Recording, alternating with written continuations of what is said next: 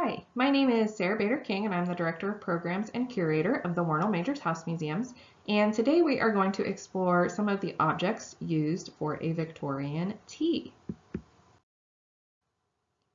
Hosting or attending a tea was an important part of mid-19th century social life. It was a less formal event than a ball or a dinner that allowed guests to speak slightly more freely. Tea could be taken either as a daytime event among close friends or as an evening social gathering that wrapped up earlier than a formal dinner.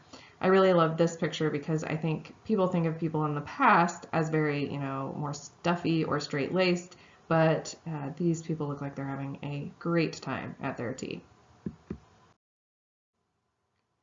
One etiquette book, Breakfast, Dinner, and Tea, published in 1859, describes these evening events like this. No invitations were given to these receptions but the general one, which the lady issues to her friends at the beginning of the season. The guests come when they choose, spend as much or as little time, and retire when they please without formality. So in comparison to a lot of Victorian social events, teas must have felt very freeing. Those of us in 2023, however, still would consider these very formal events with possibly some semi-baffling tableware. Food would have been offered with tea, with one cookbook suggesting that the event serve not merely tea and cakes, but bread and butter, various relishes, and fruits, either fresh or preserved. Still, tea in general was more of a social event than a meal. It was more about that Victorian sense of hospitality, and you can't let your guests go home hungry. Afternoon tea was definitely an import of England, but Americans eagerly engaged in the practice too.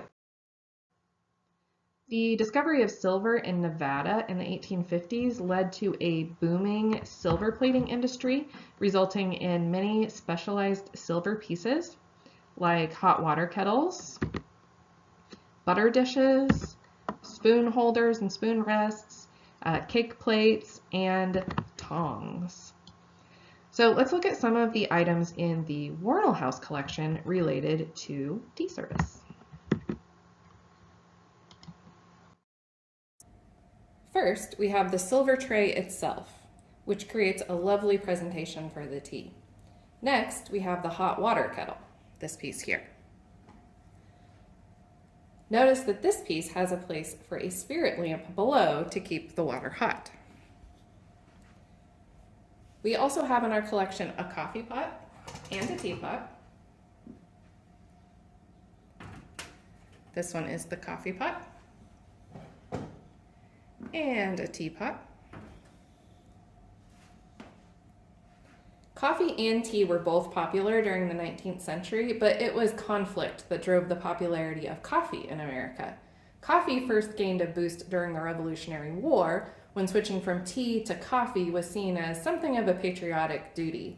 Coffee gained another boost in popularity after the Civil War. Coffee was often included in soldiers' rations, and they enjoyed the energy boost that it gave them. Along with coffee and tea, you would also have cream. So we have a creamer here, and sugar.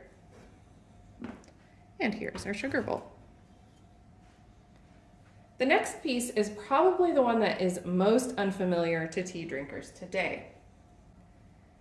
It's what is called a waste bowl. It's also known as a slop bowl, and it was used for pouring out the remaining cold tea before pouring a fresh cup of tea. As for serving food, cheese might have been seen on the table during tea. Here is a cheese server.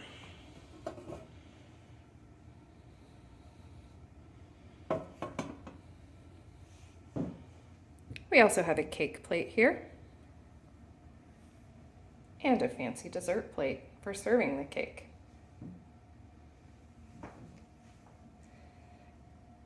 The table spread would have been artfully arranged. Victorians put a lot of emphasis on hospitality and also showcasing their wealth. They would use their best china and serving dishes to impress their guests. This wasn't seen as bragging, it was what guests would expect. Occasionally, women would even use a mix of china from different sets, just so she could show off that she owned multiple sets of china. When drinking tea, pinkies out were not required.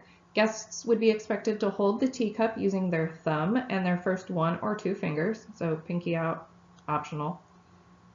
When not drinking, the cup should be rested on a saucer, and if standing, it was permitted to hold the saucer like this, but not to hold the cup in the bottom of your hand like this. That would be considered inappropriate behavior. So despite many of those rules and formality, or what we would see as rules and formality, they would see it as just normal behavior. Women like Eliza Warnell would have enjoyed the opportunity to socialize with friends and neighbors in a more informal setting, and teas would have been looked forward to in the Victorian era.